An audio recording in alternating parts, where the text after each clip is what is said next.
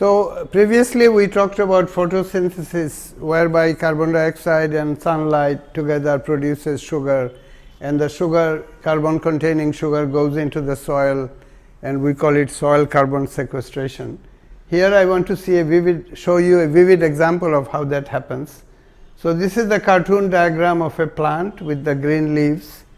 The leaves are green, as you can see, and then typically what happens in the plant is that there would be flowers and there would be seed pods, as shown here, and the pods have seed in it. So this is typically what we get to see above ground. So this is the ground, and above ground we can see what is the visible part of the plant. And below ground, underneath the ground, there is root, which we normally don't see. Nobody gets to see the root. But in order to understand the role of plant in soil carbon sequestration, we need to understand the root. We need to dig up and find out what is happening to the root, which we have started to do.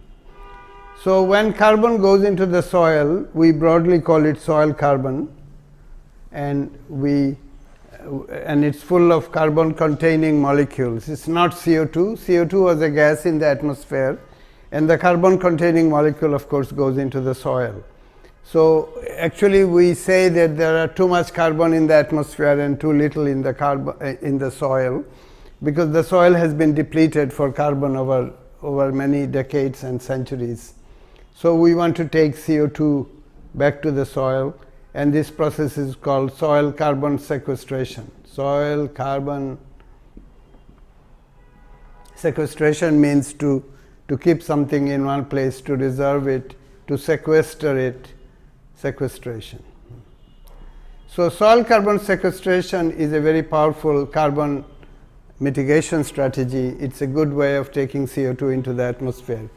And the most popular way that you get to hear it is that people say plant trees. So if you have so many hectares of trees, then they would obviously photosynthesize and take a lot of carbon into the soil. But the problem is that when you plant the trees, it takes a long time for the tree to grow.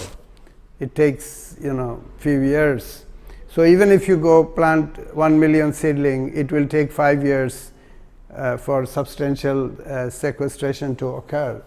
But if you do it with the help of crop plants, such as rice, for instance, rice, wheat, particularly maize, because maize is a C4 plant, wheat, or any other crop, canola, etc. If you do it in the help of the crop, and if you make sure that the crops have very strong root system, then you can do a lot of soil carbon sequestration with the help of crops. If you do it in the help of crops and also make sure that the crops are very high yielding, then you get a lot of crops. You get a lot of seed, which we eat. So rice grain we eat, and maize grain we eat. So we get a lot of food. So that contribution to food security, we can call it food security. We are addressing food security, and by insisting that they have massive root system and doing all other biological thing to make sure that the carbon actually gets to the soil, we also do climate mitigation. Climate mitigation. So we have a two-track strategy, or we should have a two-track strategy. One is to ensure the food security, so a lot of above ground crops, leafy vegetable representing here leaves such as lettuce, etc., broccoli, or crops such as rice grain. We maximize that above ground performance, or sometimes the flower could be a product. And then we make sure that a lot of carbon goes, a lot of photosynthesis can occur, and then this CO2 is reduced in the atmosphere, goes down into the soil, and then we want to make sure that this in the soil the carbon is permanent, or we call it recalcitrant. What we don't want is that carbon to go there and come back up again with the help of bacteria that degrades that carbon. We want it to be We call it recalcitrant is a technical term. Recalcitrant means that the carbon that is permanent or stays there for decades and centuries, we want to maximize. So we need to know a lot of soil chemistry. We need to know a lot of microbes that are working in the soil in order to achieve that.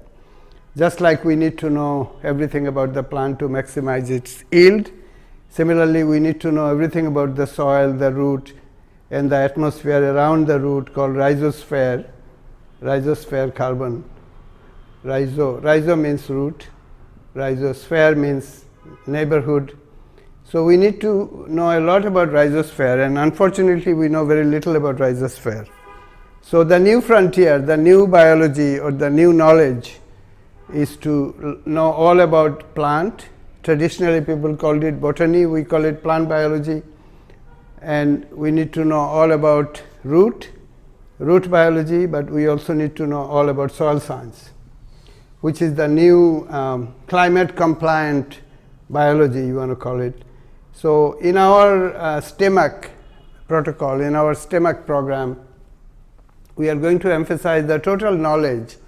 So the students take our course and they understand not only how but also why. Why do we want to study plant biology? Why?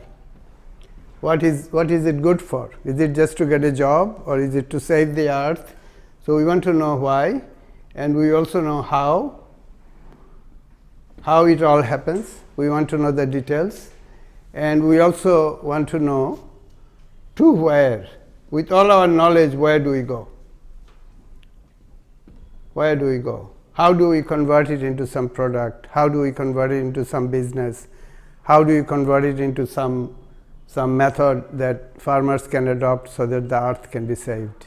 So this is the whole purpose of taking education via STEMAC or STEM with Abed CHAUDHURY. STEMAC way of learning is not only learning the details of the whole thing in great precision, but also to know why, how, and to where. Thank you.